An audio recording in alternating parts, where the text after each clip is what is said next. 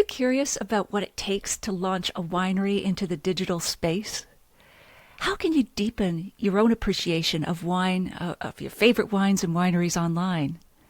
And how will new technology impact the way you buy and learn about wine in the future?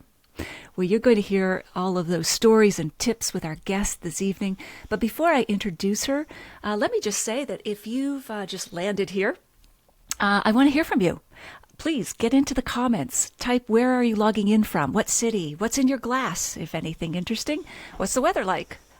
You've just joined one of the most passionate groups of wine lovers who gather every Wednesday at 7 p.m. to talk to the most interesting people in the world of wine, like our guest.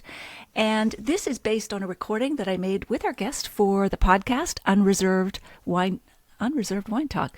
But I will be live in the comments, so I want to hear from you. What tips do you like? What questions do you still have? I'll be there with you, live, so to speak. All right, just before I introduce our guest, I want to let you know that 3 of you are going to win a bottle of some really special wine that from one of the wineries that she is in her portfolio. We're going to talk to her about those wineries, but just let me say, it's going to be worth your while, so please, all you have to do is email me at natalie@nataliemclean.com and let me know you want to win. So 3 winners. Beautiful bottle of wine. All right, back to our guest. Jess Kogan is a digital brand marketing executive who has successfully launched brands such as Prada and Gucci, Charles Schwab, and Cameron Hughes into the online world. She is now the Chief Growth and Experience Officer at Vintage Wine Estates, a collection of premium wineries that includes marquee names like Clos Pégase, Condé, and B.R. Kahn, among others. Wine Enthusiast named her Innovator of the Year and Wine Business Monthly as a wine industry leader. Jess's insights have been featured in publications such as Forbes, Inc., Fox Business, Wall Street Journal, and Vogue, among others. And she joins me from her home now in San Mateo. Welcome, Jess. Thank you so much for having me. Such an honor, actually, to be with you. Such an accomplished woman yourself. So, thank you, Jess. My pleasure's all mine. So, you've had such an amazing career. So, before we dive into the wine part, let's chat about your fantastic experience in the fashion industry. You launched the prestigious women's brand of clothing, Donna Karan, into the online space. So, but what drew you to fashion, or was it fashion itself, or kind of what you were doing? Like, give us a little bit of the backstory on that. It's so funny, Natalie, because I read your background, and I actually wanted to be a journalist, and I wanted to be in TV journalism, in production. I was an American and English lit major, so love poetry. You're my people. But I loved news and the production of news, long form, not short form. And I went to NYU, to school in New York City, and had amazing access to so many broadcast journalists who were professors there. Worked at Good Morning America, worked at 2020 as an intern.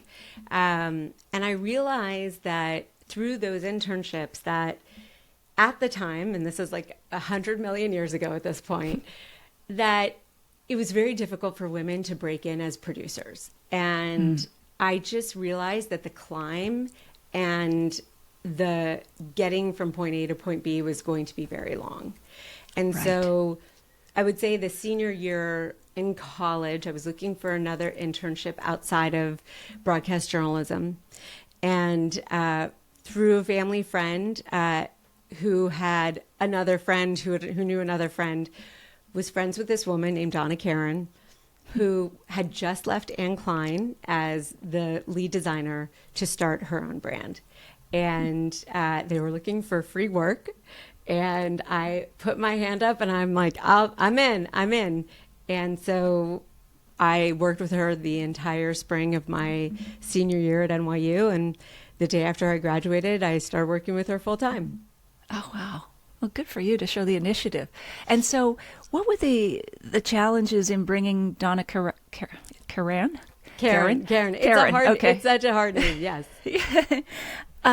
what were the challenges in bringing that brand online at the time? Well, I mean, so to be honest with you, at the time, this was in 1995, the idea of going online was very threatening to department stores. And so, in fact, many designers were told, if you decide to build a website for yourself where customers come by, we're going to drop you. Oh, wow. Doesn't that sound so familiar? In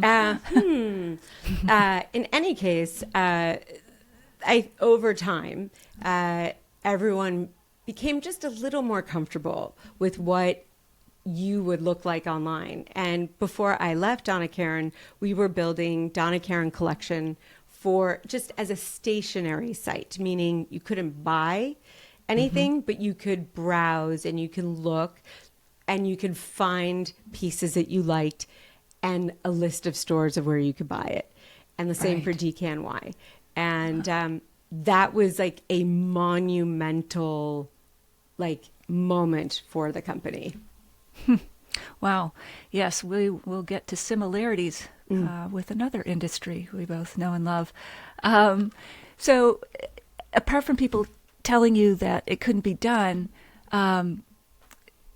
and the threat from these stores that they would delist the brand, were there any other challenges? And just how did you counter that negativity anyway? Or did you just push forward with the project and say, we're just doing it? Well, the good part is, and it's still the same in the wine industry, is that I'm not on the sales side. I'm on the marketing side that happens to sell. So it's just a different universe. And so the objections that the sales team was experiencing in the physical world, while we understood them, we felt in a brand marketing world that it was really important to be able to articulate our brand wherever customers want to learn information about the brand. And so that was really kind of the thesis to get over the hump, which was we don't know how to do anything more than build a website off of a brochure at the time. Right. And so from that perspective, they were like, okay, well, as long as you're not stealing customers, we're down with it.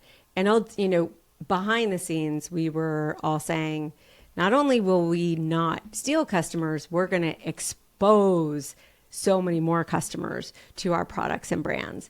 So I don't know if that answers your question, but those two universes, wholesale and digital marketing, e-commerce, never really unified and came together because wholesale was dealing with very traditional problems, whereas e-commerce really had no rules tied to that universe. Right. Oh, that's fascinating. Yeah, but it's really smart the way you sort of got around it. I mean, if people feel threatened, they're going to put the wall up, but if you can tell them how it'll help them, obviously they'll. And it did. Obviously, it obviously helped because you expose. I mean, what do we love about the internet? What is it that we love? It has democratized information. If you have access to the internet, which back in 1995, 96, 97, 98, we were doing, dial up, ISP, you've got mail. I mean, a different universe. Today, I mean, if you have access to the internet, which the majority of us do if we have a mobile device, you can get information on anything. I think you and I grew up with Encyclopedia Britannica, trying to find the definition of something, trying to construct a paper with 20 books open around us. And now you just go online to a browser, search a topic, and all the information of the world comes up. Absolutely. And so the internet is the great equalizer. But also I think as we're learning, providing transparency of information is a wonderful thing, but it's also really a wonderful thing to be aware that there are bad behaviors that can happen online. And say more about that in terms of how it relates to either fashion or wine. Yeah, I mean, it's obviously it's access to fakes, Oh, I which see. is Yeah. a big, huge issue. That's true. And the accessibility of that is just very easy. The second is just the disrespectful discourse that happens behind your computer that we didn't really consider when we were trying to build communities. And so I think it's a problem that we're all trying to wrestle with and understand. And obviously, it's just there's so much good in building community, connecting people, long lost friends, friends who live in a certain area. But it also, for some people, and I think specifically around COVID, which was for a reason, keeps you from meeting in the physical world, which is a really critical part of who we are as animals. That's true. We are mammals. We are meant to lie on top of each other and have physical contact. And we love the tactile. Yeah. And it will never go away. It just can't, it won't go away in our lifetime, and our children's lifetime and their children's lifetime. It will not go away. I mean, it will require like 100,000 years of evolution for the desire for that instinct inside oneself to connect. Like that's true. One to one, it just won't, it won't go away. That's true. And there, I see one of the commonalities between wine and fashion. They're very tactile, both of them.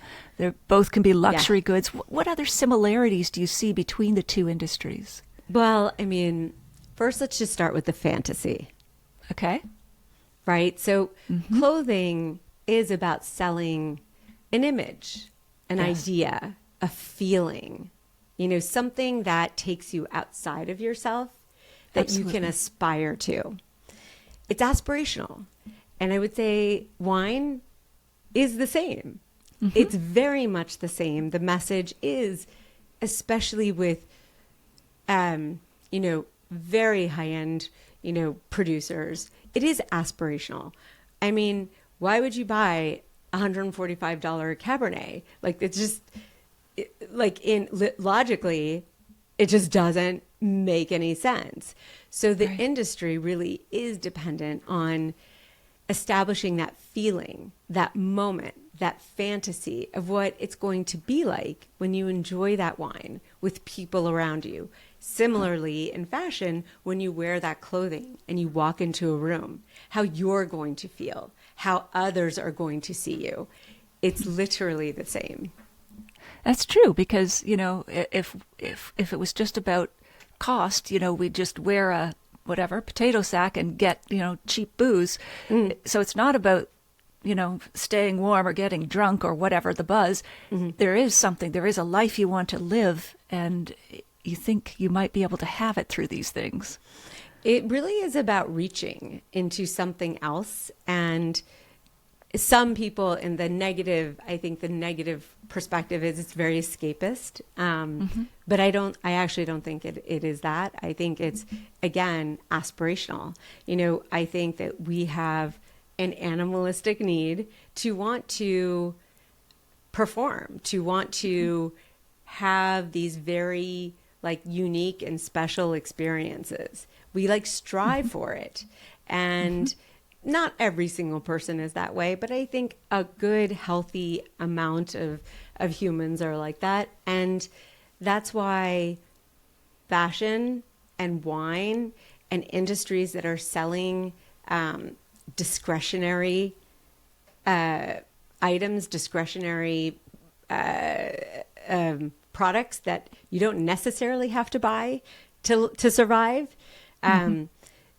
It's part of a self-identification, and it's also part of reaching further for yourself. I find the psychology fascinating, especially with luxury goods.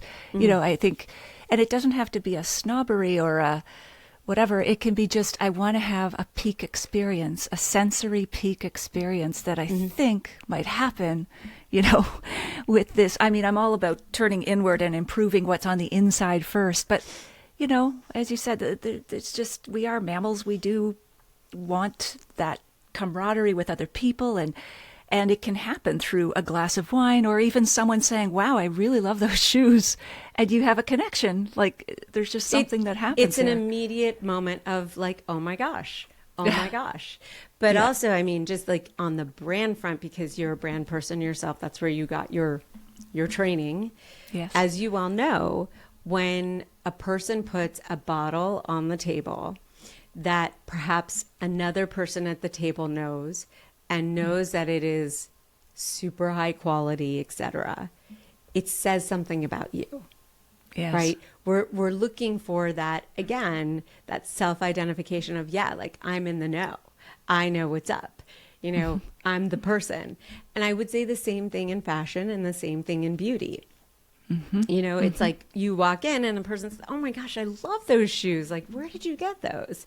And you say, Donna Karan. And back in, the late 90s, it was like, oh, how did you find them? How did you get them? And so similar, again, another parallel to our industry where you have highly allocated wines, it's that idea of, everybody knows about it at like in a certain category, a certain segment of the population. And those who know sit at a table together and they're like, wow, like, you're awesome. I'm more interested in the wines that people are excited and delighted by through their own tactile taste experience versus the identification of what is on the table, which is nice, but to me, that's not the end all be all. Sure. And of course, we all know folks, perhaps at times, including ourselves, that drink badge wines and it's whatever. But I think, not to sound too elitist or privileged with this $140 or $150 bottle, but I think it also says something about what you think of your friends, that they're worth the good stuff, or they're worth everything you can put forward. Not everyone can afford that, of course, but that you're willing to give them the best of what you have. And that can be at any price point. And I agree with you. I especially love when the bottle comes from a story about yourself too, about how you found it. It's not necessarily $150, maybe it's $20 and it tastes like 40. Yeah. And you get to share that story with somebody, and that could be just as special. I could not agree more with you. And again, parallel to the fashion industry, one thing, and I don't know if you've ever been to one, trunk shows are a huge part of the fashion industry. Right. And trunk shows are about connecting the customer to the designer, to the brand. And it is the beginning of that journey, the beginning of that story. And I wish in our industry, and I hope to be transformative on this front, which is bringing the winery to the customer, bringing the experience to the customer for them to have unique stories about how they connected with us, not just at the winery. Yeah, that'd be great. A virtual trunk show for wine. That's absolutely. Great concept. And what do you see as the big differences between fashion and wine? Well, you need clothes to exist, to go to work. I would say for me, the major differences are you find different people in the industry. The industries attract different, from the inside, different workers, different interests. I find in the fashion industry, and this is, I speak from many, many years ago, and I'm sure that, obviously things have changed. The industry was very male dominated, but women run. And so you had all these fashion designers, Calvin Klein, Michael Kors, a lot of male designers at the top and very few female designers. And also in the executive ranks, very few female leaders, mostly male, in female fashion, making decisions and choices about women's clothing. Right. And not that they're not capable of making those decisions, but there just wasn't great representation at the executive level. So I would say from that and I think it's changing. I see in the industry that it is changing. I would say, again, this is actually more of a unique, like a shared problem, not a shared issue with our adult beverage industry, is that there are a lot of men at the top and a lot of women in middle management, but very few in the rarefied executive team role. It's true. So I would say that's where they're both similar. Yes. In the fashion industry, it really is about the next. It's very trend oriented. There isn't a lot of, for me, respect for the history and kind of what it took to make that piece. Whereas in the wine industry, I think that there's just within the trade, like such a deep respect for what it takes to make wine, the complexity of it, the artistic nature of it, the science of it. And I think we do a really good job talking to each other about it, but not the best job helping consumers understand kind of the brilliance behind that. Whereas in the fashion industry, they do a very good job of communicating why a certain piece is hot and worth it and why you should invest in it. Huh. And how could you take how they talk in the fashion industry to wine? What would be an example? Like, this garment is, hand stitched and whatever. How would you do that in wine? So I'm going to pick up on a trend that we're all super aware of, which is wellness and, what you put inside your body and, staying healthy, I would say in the fashion industry, what they would say is, these pants have like a beautiful line, will give you, is made with organic materials that feels silky smooth on your legs and gives you a silhouette that you will walk into a room just ready to kill it. Mm-hmm. And I think in the wine industry, which we don't do very well, is say beyond like how we made it and where it comes from and, like its history, it's just great wine. And it's going to taste, you are going to have an experience with this wine that could change your life. And so we just don't talk about the actual taste of the wine enough or communicate it? We talk about the taste of the wine, but we talk about it. I was reading some of the things you wrote. We talk about it like cork dorks. Oh, yes. We talk about it in a language that consumers don't understand. It's true. That's true. They just don't. They don't understand, like, this smells like grass and stone. And, they just want to know that this wine is going to knock their socks off. Right. The feelings, more about the feelings. Yeah. So the much transformative. Yeah, that's true. So much about the feeling. Huh. And yet that's hard to express, but still I think that's the point of it, how you feel as you're drinking wine. And again, I don't mean going to drunkenness, but how it makes you perhaps a little less inhibited, perhaps, how you feel that the conversation's going because you're both sharing the wine. And how it's good for your body. Truly, I don't know, Natalie, if you've been hearing a lot about, we're so worried the wine industry, like consumption has gone down and, the millennials are not interested in Gen Z, they're turning to, RTDs, ready to drink, blah, blah, blah, because it's lower sugar, 95 calories, blah, blah. But the thing is about those generations is that they really want to put good stuff in their bodies. Yes. And there isn't better stuff to put in your body than wine. When it comes to alcohol. When it comes to, let's be clear. No. When it comes to alcohol, right? White Claw it's malt liquor. It's just like it's malt with flavor.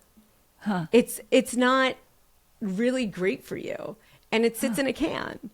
Whereas I've actually never had one, so I don't even know. Is it really sweet too, or? It's not super sweet. Okay. But it's in a can. It's very, I mean, it's accessible, it's easy, and it picks up on something that consumers really care about, which is, I don't want a lot of calories. I don't want to waste, and I want to put good stuff in my body. Okay. And I feel that's where we as an industry have to do a much better job. And we also, from my perspective, and I know a lot of winemakers will poo-poo what I'm saying, and I'm not a winemaker. I'm a lucky beneficiary of great wines, and I do some packaging. But I think our job, and at Procter & Gamble, I know, like at P&G, they would do this because they would see this. We have to deliver wine to customers in a way that is easy for them. Mm-hmm. Mm-hmm. Right? It's not just the 750 ml. And it's maybe not a cork anymore. Maybe it is a Stelvin enclosure. You know, I mean, Australia figured it out. Why? I think, am I picking up on something that you feel? Yeah, for sure. I mean, why do we need a special implement to open this beverage? I mean, just, that's so, whatever, it should be so 80s that we went to Stelvin. But are you, there's a whole raft of issues with wine and wellness. I mean, up in Canada, we have new guidelines that say for, I think it's women and men, 2 alcoholic drinks a week, which I think is just overboard, prohibitionist or whatever. But, and everybody has to make their own decision. But are you pro, like, ingredient labeling on wine, or would you put a QR code to the ingredients? I mean, you talk about, the Gen Z millennials want to know, they want to put good stuff in their bodies. So are you about that kind of information, making that more readily available? Before I answer that, I have a quick question for you about Canada as it relates to cannabis. Because if a message is going out there that 2 drinks a week is what is prescribed, what are they saying about cannabis? That's true. Not much. And I don't know if it's because it's new, but, and of course, cannabis can be consumed in various formats, but the smoking part is definitely not good for you. There's edibles. But yeah, they're not, the message isn't there. Why do you think that is? Is it just because it's new on the market being legal? Or is, I don't know. Again, I think it all comes back to money. Okay. And I wonder, which I don't know, I haven't done my own research on this, but I wonder if Canada is collecting more tax on cannabis than they are on alcohol. Just putting it out there as a thought, because, for example, here in California, the tax on cannabis is massive. Okay. Just something that I find particularly interesting, right? Yeah. I don't know. Just something to consider. I don't know factually, what's happening in Canada. I can only tell you in California, it's a lot. And consumption of cannabis when it was first deregulated in the state, it went totally up. And now it's definitely evened out. And I would say that, yes, millennials and Gen Z are into CBD and they're into cannabis. There are reports that they are trading cannabis for adult beverage. I think that those reports are somewhat limited, and I don't think it's fact.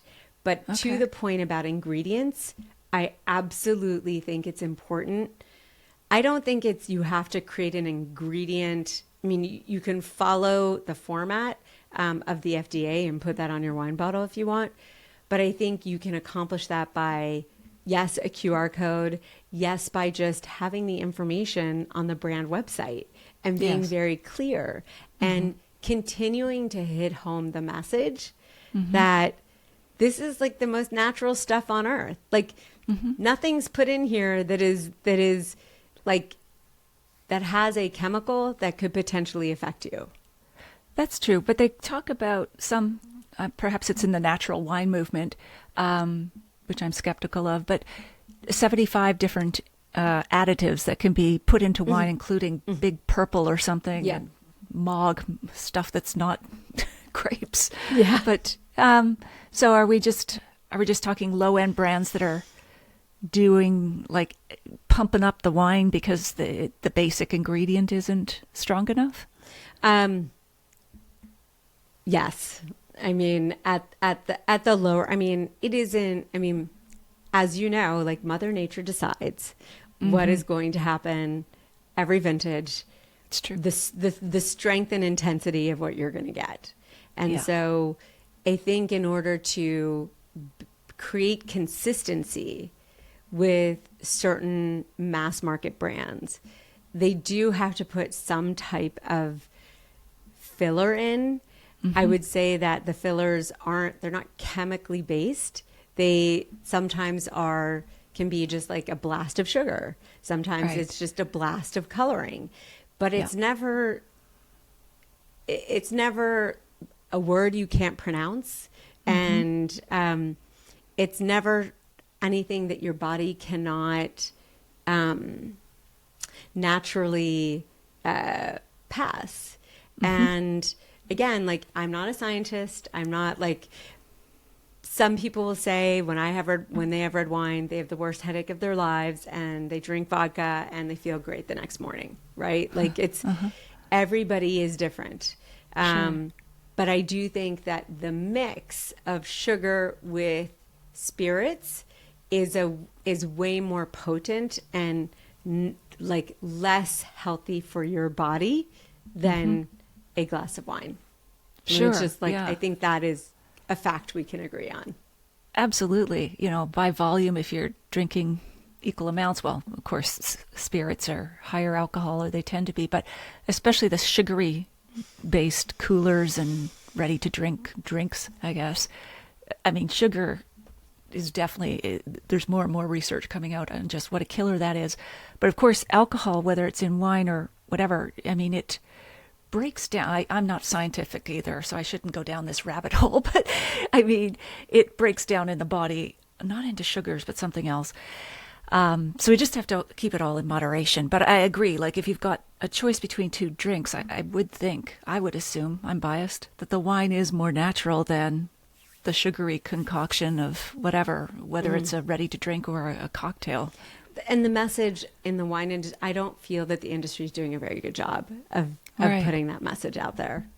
And Of being it's all very clumped clear together about it. Yes. I mean, we had that one report in like the 90s red wine is good for your heart. And Right. it's like we've been kind of living off of that. Yes. And I think now, especially with these trends, these health and wellness trends, beyond low sugar wine, beyond low sulfate, as an industry, we have to be like, if you're looking for health and wellness, it's right here. It always has been. Absolutely. In terms of natural, if you're going to drink alcohol, because I think sometimes I'm not against low alcohol wines, especially when they help people moderate their consumption of volume, like of alcohol itself. But the sugar free, the calorie free, or the not calorie free, carbohydrate free, I don't know, but all these versions of wines. It just makes me wonder, or I think it makes me wonder if people wonder, well, what's in all the rest of the wines? Like if these are specialty wines that have taken out. I mean, I think the primary message does have to be wine in moderation is one of the healthiest alcoholic drinks you can have. Totally. It's so interesting. I didn't even think about the boomerang of that. The boomerang, and also when you have organic wines, which I again support, but not so much for the healthfulness of the beverage, but for the impact on the workers at the farm or the winery and the environment. But I have talked to winemakers who are reticent to put organic on their label, even though they are organic because they think, well, in a bad vintage, if I can't, because I had to do something that's not within the regulations of being organic, people are going to wonder, well, is this now less healthy for me to consume? Yeah. So anyway, I'm totally with you. yeah. And what does organic really mean? I mean, there's just wine is organic. It's not a rock. I mean, we could totally go down a rabbit hole with that one. Oh, I love these rabbit holes, and I've totally lost the script, which is always a good sign. So we covered fashion. We did. We covered fashion and a lot of what's going. I mean, this is the real debate in wine right now. I mean, they're behind. Like, we got to figure out how to get more people. Well, or the regulators will do it for the industry. Yeah. You know, that either the industry has to lead or they won't. And I don't think it's a fair comparison to tobacco, but if more transparent ingredient labeling isn't available through, it doesn't have to be right on the label, because that can be onerous if you're changing every year to suit nature, Mother Nature, but at least a link or a QR code. Something. Because people want to know. They do. They do. They're curious. Exactly. And regulators will regulate that more onerously, I think, if the industry doesn't lead it themselves. Well, here in the U.S., if it's below 5%, you are required to put FDA ingredient labeling. So interesting. many of the Moscatos that we produce have FDA ingredient labeling. Huh. I didn't know that. Yeah. All right. So how did you get in the world of wine? How did I get in the world of wine? Such a good question. I want to ask you the same.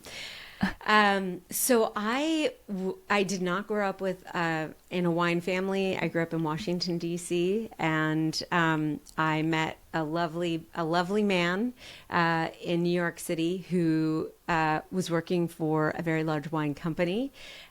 He decided to move back to California, where he grew up, and was kind of toying with the idea of starting a wine company.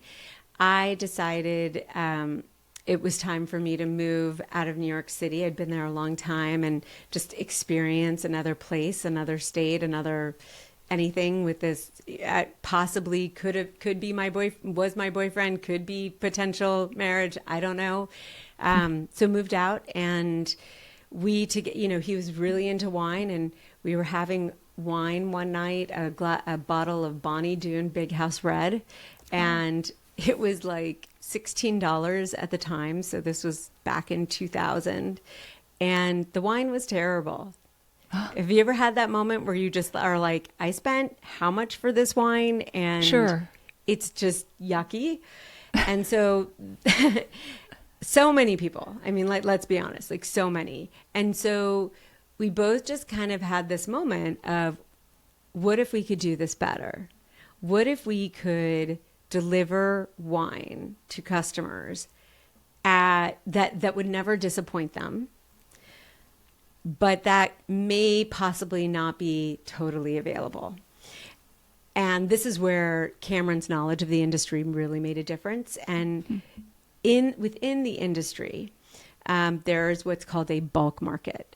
And when we as consumers think of a bulk market, we're like, ooh, that's like, bulk supply, like, 100 million, tons of XYZ. It does mean that, but it also means small lot gallons from wineries that produce meticulously made wine that for some reason will not work in their program. Mm-hmm. And so with that understanding of the business, Cameron was like, let's try this. Let's see if we can get this business going. And, I said, well, I think this is a great idea. This is great wine for Costco, because they love the in and out. They love they love to have their SKUs turn. And for the customer who's seeking value, but wants incredible quality, this could be great for a Costco customer. And he's like, okay, I'll see what I can do on that front. And I said, and because I don't know how to sell to Costco, I would like to build a website to sell these wines. And this was in 2005. And he said, well, and a big case in the U.S. had just gone to the Supreme Court regarding the blocking of interstate commerce as a result of wine, which was illegal. And so it essentially opened up shipping to the majority of the most important states. And so he's like, yeah, I mean, you can set up a wine site for our company, but like, I don't think a lot of people are going to buy wine on it. And I was like, okay, yeah, like, sure. And so I just set out to build a website around our wines that addressed all of the issues that I feel in wine, that I feel as a wine consumer, the anxiety, the, frustration, the like wanting to understand and get to know a wine more than just the label. And so the beautiful part of this is that the internet gives you so much space to talk about a wine. And so we built these product descriptions that, were technical notes. We did live videos. We did tape videos. We did in-person meet and greets with customers. And it just really took off. And so the business eventually became more direct to consumer than Costco. And we ended up not selling to Costco anymore and just really becoming what I would, in the industry, this is what we've been called as the Warby Parker of wine. And why do they compare it to Warby Parker? Because I don't know if you have Warby Parker in Canada, but it's the ability to order glasses, really high-end glasses, at a very low price. Okay. And it's fully virtual. And it's the same idea with Cameron Hughes Wine, which is you can buy wines on the website today, chwine.com, and you can buy wines that are being sold for $150 a bottle for $30, for $25. Right. And what's really interesting is your model. Like, I didn't quite understand it at first, but you're doing this spot purchasing. But so it could be from anywhere in the world, right? Yes. Different grapes. Anywhere, not just in California. And the wines will change every year. So, like, 'cause I think you were talking about it on another podcast where they, people said they loved the wine, but then they could not get the same bottle next year. Correct. And I know that's part of the beauty, but also some people want the same thing. But they do. That's really innovative. It's always different. So it's the same label, Cameron Hughes, but it could be a Viognier, and even next year's Viognier may come from a different part of the world. Yeah. And we say that. That's I mean, different. every single lot number is unique. And we actually did a cryomalis like many years ago. Okay. Which is what in is Canada. a cryomalis? The frozen apple wine. Okay. It was so super cool. It was really, really fun. Interesting. But I mean, what we do is we say we access, for example, 4 Cabernets. We get 4 cabs in the spot market purchasing. And some cabs are complete and ready to go into the bottle. And we'll have 500 cases, we'll have 2,000 cases. We don't know. And then there's some cabs that just need a little bit of, maybe they're missing like a mid palate, and we'll do some blending into that cab, not extending the blend, but just kind of rebalancing it towards a palette that we feel is reflective of our customers who we know very well because they're all online and we talk to them all the time. Sure. And we will release wines. We release 50 to 60 wines a year. And it's a journey. It's just a total wine journey. And some you're going to like, some you're not, but you don't have to buy. You're not forced to buy any of them. You can buy whatever you want, whenever you want. It's 24/7. A new wine every week. That's phenomenal. Wow. It's insane. That's a lot of different labels. I mean, it's actually, each label, it looks like this, it's a lot. It's a lot number. Not getting that out really well. Okay. This is our Black Series. This is a Cabernet that we release 5 big cabs during the fall. Okay. And actually, sorry, this is our Merlot. Oh, gorgeous Merlot. we release Merlot and Cab during the fall. And Yes. then also sometimes in the spring, we will release some black label wines that we feel are the pinnacle of what we do. Essentially, what that means is that we bought this wine from a winery and a winemaker that is out of this world. And we only have 500 cases, and they sell it for $150. We sell it for $30. All right. Wow. That is innovative in itself. That's not even part of the digital landscape. So, and what was the most satisfying part of launching Cameron Hughes online? What did you like best about that? I love talking to customers. I spent a lot of time when Cameron's wine was sold to Costco, standing in Costco talking to customers. And I love to talk to customers through their fear and anxiety, and to normalize the moment and let them feel in control, and let them understand that all that matters in this world is how they taste the wine, not how other people taste the wine. What tastes good to them. That is what matters. And you don't have to be a cork dork. You don't have to follow the business. You don't have to know all the terroir and the appellations and the blah, blah, blah, blah, blah. You just need to know what you like. What is a good taste to you? And realistically, to get to that place with wine, you're just going to have to, kiss a few frogs. It's just the way it is. Yes, absolutely. Can you remember any more interesting comments customers have said to you, whether it's about Cameron Hughes or another wine? They have, they will say, there's always a lot of criticism around the wine industry. I just didn't understand wine. I didn't get it until you started showing us. I'm really only looking, I just want red wine. Just give me red wine. Red wine.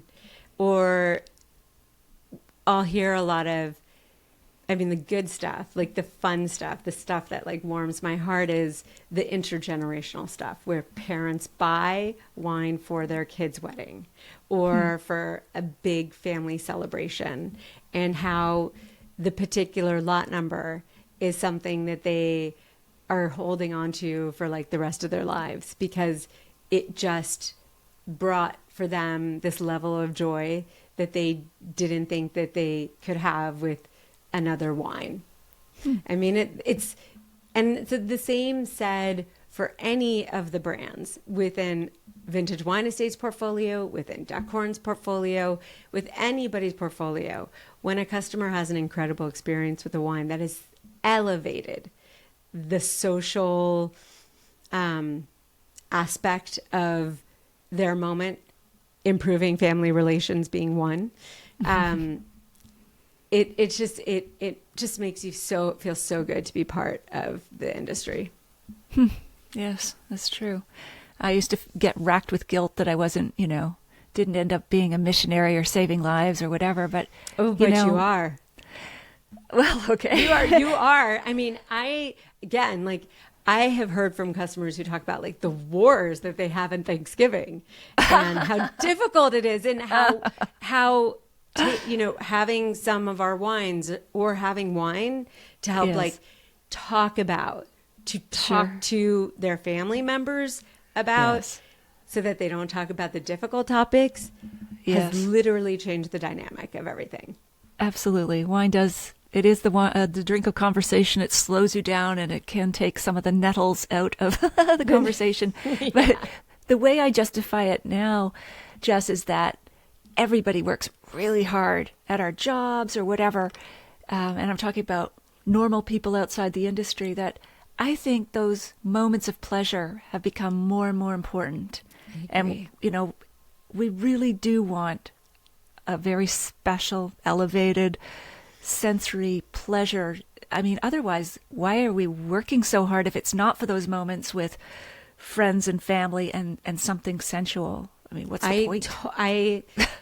I could not agree with you more. And I think we have to help this generation back to sensuality, back to connection, back Slowing to down. Yeah. like removing the fear and anxiety of being in a room with people Yes. and just that's slowing true. down. That's true.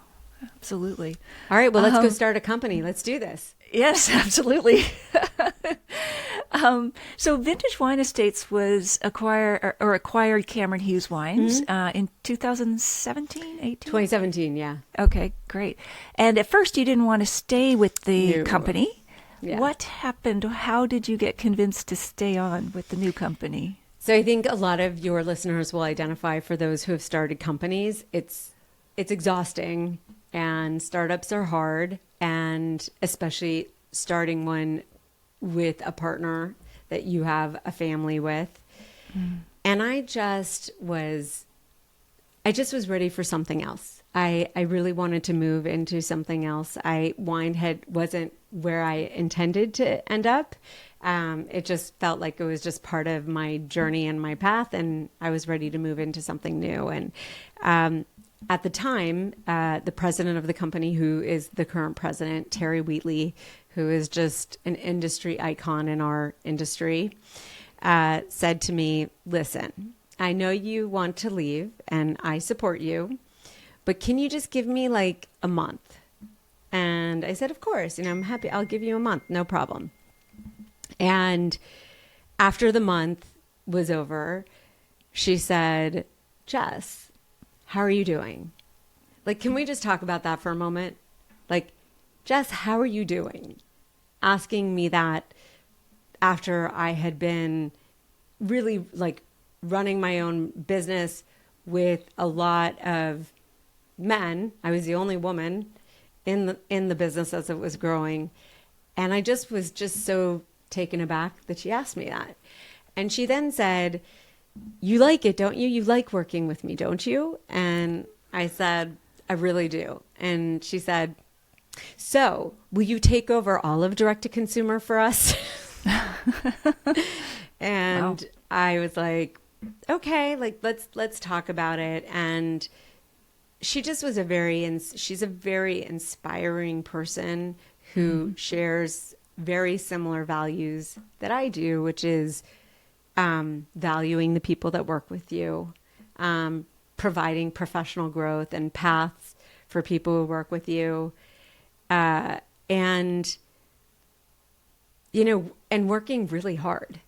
And I mean, Terry was just named in the 50 over 50 Forbes list, and she's been named an industry innovator, like the whole thing. But I think the one thing that really changed my life with her, for me, the reason I'm with her to this day, and this is very personal, but I will share it. I had been running this business with my who is now ex-husband, who's also a dear friend, Cameron. And in that time that we were running the business together, whether intentionally or unintentionally, he did his best to make me feel not valued. And I don't believe that he doesn't value me. We have wonderful girls together and we're great co-parents, but I think it's just the time he was raised in. Sure. And I was giving a presentation, and Terry was at the presentation, and Cam kept speaking over me, which he had always done. And she stopped the presentation. There were 100 people there. She stopped the presentation, and she said, "Jess, Cam, can you please come with me? And I'd like to talk to you very quickly." Okay. We walked out of the office, and she took us into another office. She closed the door, and she looked at Cam, and she said, "If you ever speak over her again, you will be immediately fired, and I will tell your daughters for the rest of their lives." Oh my goodness. Oh, wow. Now, I know seems like so simple, but it's like, Powerful. it was like to be heard, to be seen, Yes. to be heard and seen. And that is how she operates. She truly operates from that perspective of whoever is bringing the ideas to the room, whoever, like, nobody talks over each other. We operate with like collaboration and respect, and nobody is above anybody.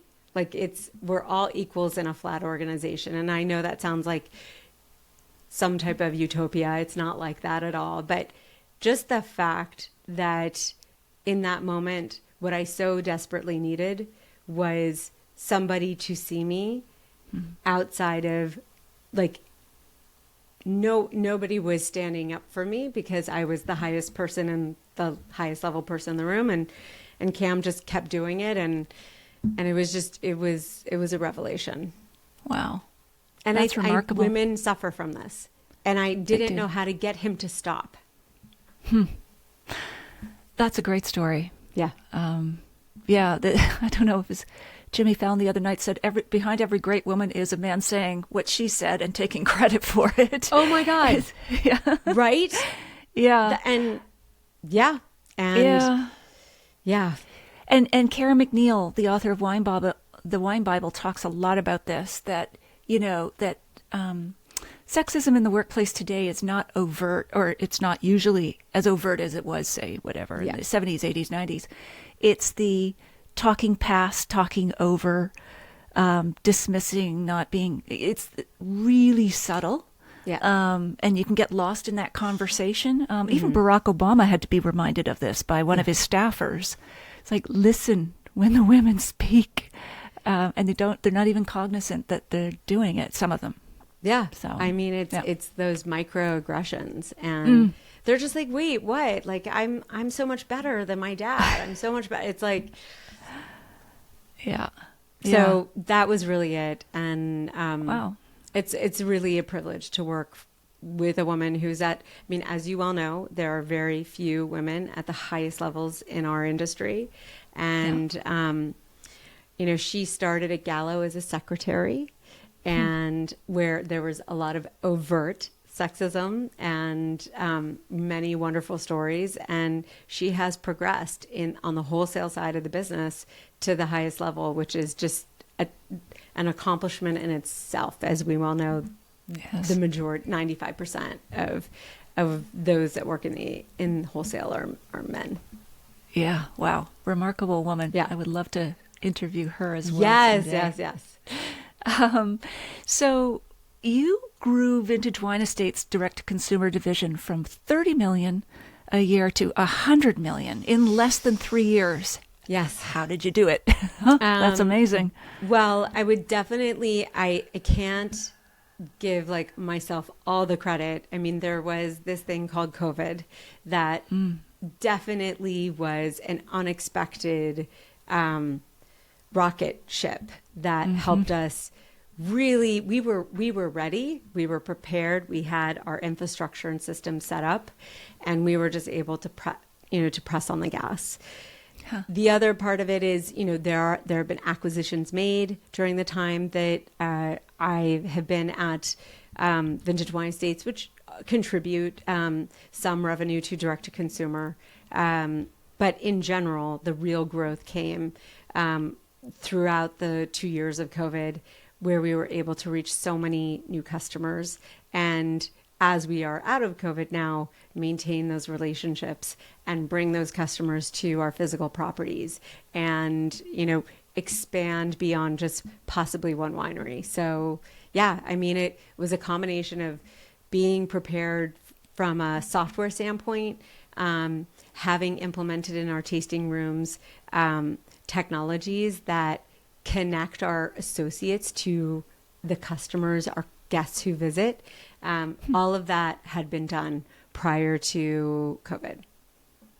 So you were ready. And a lot of wineries, without knowing anything was going to happen. Yeah. Well, that's prescient. So how do you connect your tasting room employees with customers? What technology are you using there? Yeah, so we use this software that is called Podium. Okay. And initially, this software was built for furniture companies. So you go to a store and you would go sit on the furniture and you would kind of want to, you just like have an experience, and that experience would go nowhere because furniture stores weren't really looking for reviews. They weren't really looking for commentary online. What they were looking for is for people to come visit their stores and to find their stores. And Sure. so Podium built this application that connects directly into Google's algorithm through store reviews. So the more Okay. reviews that you do from a specific store, the higher the store comes up in search. Huh. So Okay. we implemented this technology into our tasting rooms, and every associate that works with our guests, after the experience is complete, will ask the guest if they would like to write a review. And Okay. typically guests say yes, we'd love to write a review. In order to write a review, the associate has to text the link for the customer to write the review. Okay. So that information goes into a main dashboard where we can see all the our customers' information that is kept, bolted in an archive.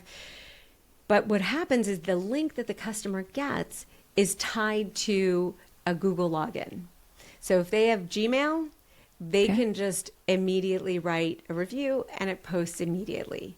If they have a login to TripAdvisor, they will immediately be able to write a review in TripAdvisor. And the same thing for Facebook, and the same thing, well, not directly with Yelp, but Google. So Google reviews, Facebook, and TripAdvisor, like without having to log in. Oh, that is innovative. Mm-hmm. Wow. And then So it helps once in you your build SEO. up those reviews, Okay. once you build Yeah. that up, once you get those reviews in the ecosystem Yes. of the web, of the internet, what happens is that information is picked up on. And so Natalie is driving through Napa and she's looking for a winery to go do like a taste at, and you do a search in your browser, and what is likely to come up in your organic search is going to be one of our wineries because we have so many reviews on so many different sites. That's brilliant. I love that concept. Do many wineries use this, to your knowledge, like outside your organization? I don't know. Okay, I was just curious. I don't know. 'Cause I believe that there are software systems that have similar setups Okay. for specific to the wine industry. Okay. But I tend to look at technology outside of the industry Okay. because the industry it's not an industry built in technical sophistication. It's built in manufacturing production sophistication. Sure. Oh, that makes so much sense. I mean, just wow. Yeah. And so, in terms of going back to that tasting room, how else do you incorporate digital into your tasting room experience? Are there any other ways in addition to getting the reviews? Yeah, I mean, for sure. We still do virtual tastings. We love virtual Okay. tastings. We were during COVID, of course, virtual tastings became a huge part of what wineries were doing. For us, we have always desired to bring the tasting room to our customers. I mean, we love customers coming to our physical properties, absolutely, all day long. We had always toyed with the idea of how do we bring our tasting room to our customer? And this is just it's just the most beautiful way to do it. You take your customers, their neighbors, through, a flight that they buy beforehand. And one of our associates walks them through the flight in their family room, in their living room, in their kitchen. Oh. So And this is with- individualized. It's not like a big, massive tasting where everybody signs up. It's for a particular couple or family. They can sign up online, and Okay. We will pair them with an associate, and we will schedule it when it works for them. And I think it is one of the best ways to bring the tasting room to the customer in the spirit of the internet and customer first and omni-channel. I believe our job is to make ourselves available and accessible and easy to get to all customers. I mean, we all want to come to Sonoma Napa. We all want to visit it, but sometimes we just can't. But why can't we have the taste? Why can't we have the feeling? Why can't we have that moment of hospitality? We can provide it. That makes so much sense. And if you were to design your tasting room of the future, I guess the physical one, I guess it'd be a hybrid. But if technology wasn't a limitation, how would you envision the tasting room of the future?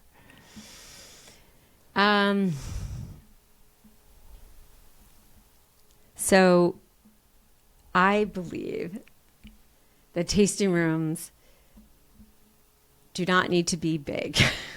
Okay.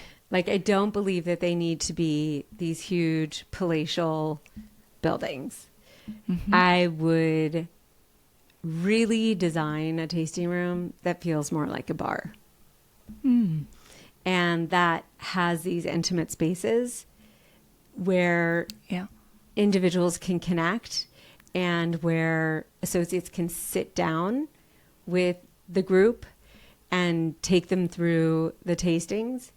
I mean, there could be, obviously from a technology standpoint, there are people who are interested in self-service. I would have a self-service component where they can just print out the flight and the flight gets delivered to them. And if they want help, there will be somebody to help them.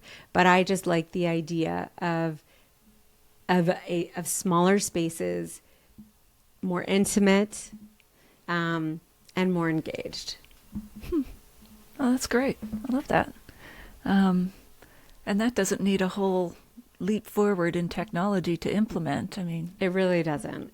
Yeah. Because the physical matters, like in tasting wine, like that will never change, but it's just the need state of a customer. You know, some customers, it's like kind of like CarMax, some people just want to buy a car and not talk to a salesperson. It's just the way it is. Why wouldn't we offer that? Yes. Yep. Like, why wouldn't we offer that? Yeah, makes sense to meet them where they are. Yeah. Not force them into our model of tasting room or how it should go. Yeah. Yeah. Wow. So, my goodness, the time's flying. So we need to taste some wine. Yes. I would love to hear about the wines that you've brought and have you taste them and get your perceptions of them. And okay, we'll do the so same I brought 2 bottles. Okay. The first one is cherry pie. Ah, and I beautiful label. know that the label is like a character and it kind of feels like not so serious, but this wine is outstanding. And this wine came through the acquisition of Jason Woodbridge's business, Layer Cake, and cherry pie was his special project. And this particular Pinot Noir comes from Rogers Creek in the Sonoma Coast.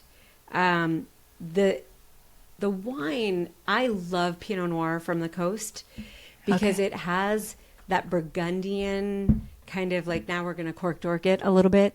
It has that kind of like lightness that I love, but also that real intense fruit that you can't get away from with California. And it just does both so well. So on the Sonoma Coast, you're getting like, the wonderful, ocean air blowing on the, vineyards all day long and intense heat. And so you're getting both of these moments. And I just feel like the Pinot Noir is outstanding. Yeah, just coastal I Pinot's just beautiful. don't like a big, heavy Pinot Noir. But I don't like a really light Pinot Noir. Right. Wow. Our tastes are aligned as well. Now, cherry pie, have you had to overcome the image that might be a sweet wine because of the name? I mean, it definitely. But I will tell you that, this particular wine it's a little expensive, so it doesn't, the questions asked before purchased, we can be very specific and say, this isn't sweet, this is a pretty serious Pinot Noir, and it's going to knock your socks off. Like, I have yet to meet somebody who says this wine was not like, everybody was like, where do you buy this wine? Where do you get this? Oh, yeah. It's Just talking about the wine like that is more interesting than, to me at least, than saying smooth tannins and whatever. All the cork dork stuff. There you go. It has a diam cork and like all What of is that. a diam cork? Yeah. A diam What does that cork mean? It means it's made with part cork, part I forgot what recycled some recycled wood. Okay. And it's actually like as I understand it from winemakers, what they love about it is the failure rate is much lower than pure cork. Okay. And second, the transference of oxygen to the wine is very good. Oh, this is great. It says, congratulations, you've made the correct decision to open this. Commence having fun. Aw, I like that. I like that a lot. So we'll hear from you in terms of what it tastes like. This is the color. Lovely. Nice big glass there. Yeah. So it's a darker red than a usual Pinot. Well, California compared to California Pinot's lighter. Oh, it's like strawberry. Yes. Yeah. Good tasting. It just smelled like, even if you don't know what word to use or fruit to assign to it, like the nose, even if you're like, that nose, like, well, I don't understand. Like, you smell something. Yeah, there's an emotional response of, yes, I like this, or I want to try it. I had my kids smell it because I'm like, am I the only one smelling it? They're like, no, I smell jam. There you go. So they were on. So early learners. And while you're tasting, I'll just show the camera. I've got a Gewürztraminer from British Columbia, Bailey Graham. And we'll put links in the show notes to all of the wines that we're tasting. So for those listening or watching can find the wines. All right. So how is it on the palate? Oh. Okay. More technical tasting notes. It's divine. I mean, it's just a divine Pinot Noir. I love that. It really is. It's everything that I look for. Cool. It's just round and smooth. And just has a lot of just a lot of mouthfeel, and the finish is just like delicious. It really is. It's just I hate to say it, but I can drink like a whole bottle on my own. Yeah, which I rarely do because there's never really a wine that gets me that excited. Sure, but this I know wine, the feeling though, the way they make it is just and the Sonoma Coast. I mean, there's Fort Ross makes some beautiful Pinot Noirs on the Sonoma Coast. And it's just that growing area just is the perfect old world, new world meeting of styles. Because the new world it's just you can't help it. The sun, the hang time, the grapes have more sugar. And yet, because of the weather, you get like better acidity, and that's really the hallmark of Old World. And so you get both of those together, and it's just your listeners have to try it. It's fabulous. Absolutely. And just to report back on the Bailey Graham, yes, a Gewürztraminer from BC. It's very floral. It's lovely, but it's not over the top floral. Okay.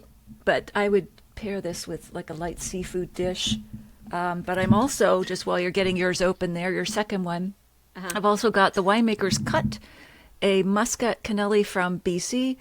So this one I tried too. Wow. Yeah, these just came in recently, so I thought I'd open them.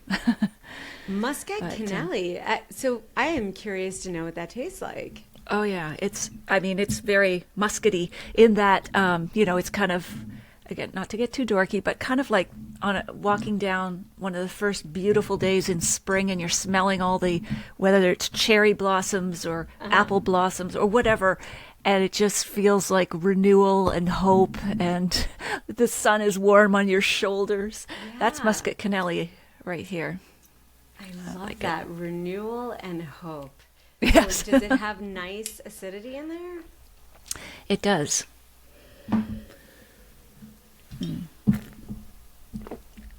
It's so spritzy and light. Oh, I love that. The alcohol would be very low on this. I love spritzy and light, but does it have kind of a sweeter profile? It does. It's not cloying at all. It's more like biting into a fresh peach that's not all the way ripe. So light sweetness, light, fresh sweetness it's not gone to like preserves or jamminess at all. It's just that fresh bite. Yeah. Ooh, I like that. Okay. And so you mostly like white wines? No, I'm just opening samples that arrived. So oh, nice. They arrived the other day, so I thought I need to open them and give them a try. And do you mostly taste Canadian wines or wines from all over the world? Lots of anywhere. California. Yeah. Gotcha. And I've recommended lots from your portfolio, like Conde and Clos Begas and whatever's available here and whatever agents are sending us in the media. Yeah. I'm very Catholic small C with regards to tasting. Love it. So this is the wine that I'm tasting is Lot 894. The Cameron Merlot Hughes. From Columbia Valley from Cameron Hughes. All right. And I know, like, I actually noticed in some of your notes, like, how could a movie just destroy a varietal? And it did. And the movie shall rename nameless. Sideways. But I love Merlot.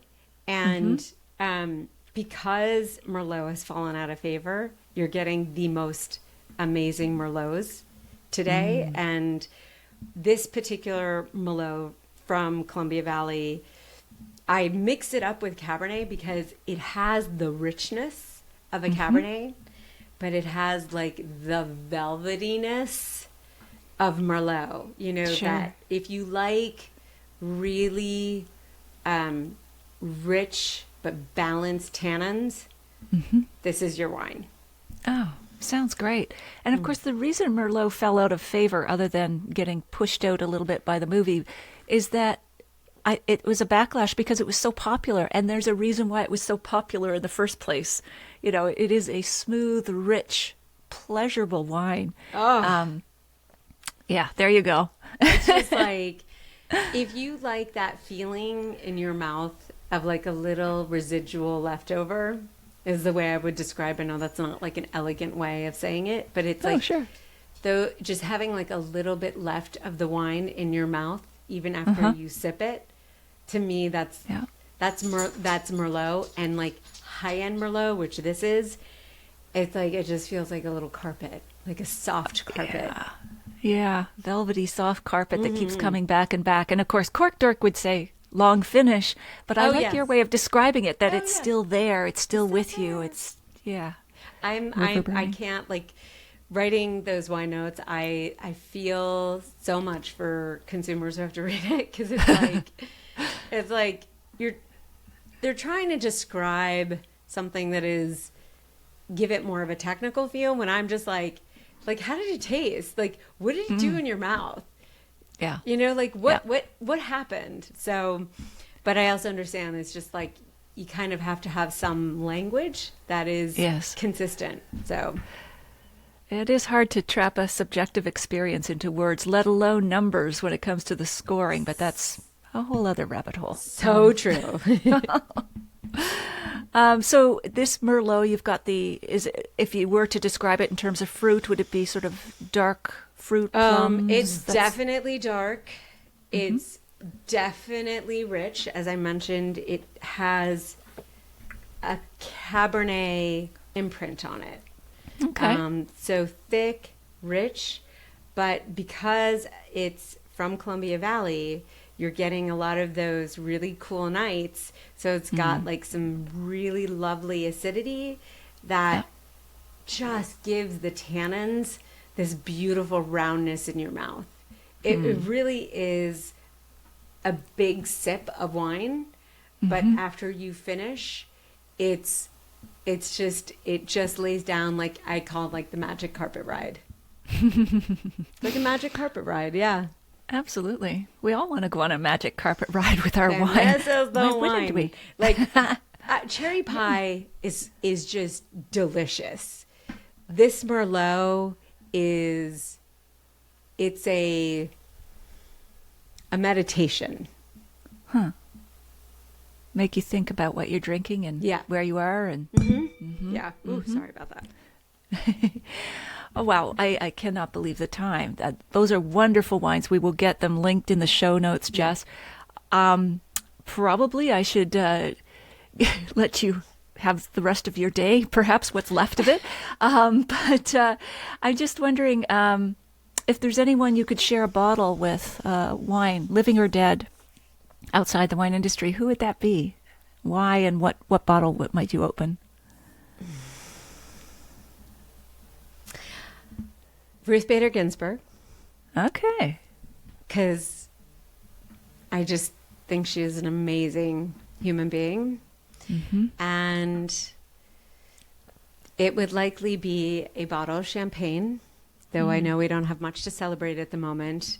But I just think what she did for women was just life-changing. And it was the brilliance of her mind and her work ethic that just inspired by her. And I wish I could have met her while she was alive, but she's somebody I would love to talk to and learn from. Absolutely. So inspiring. Wow.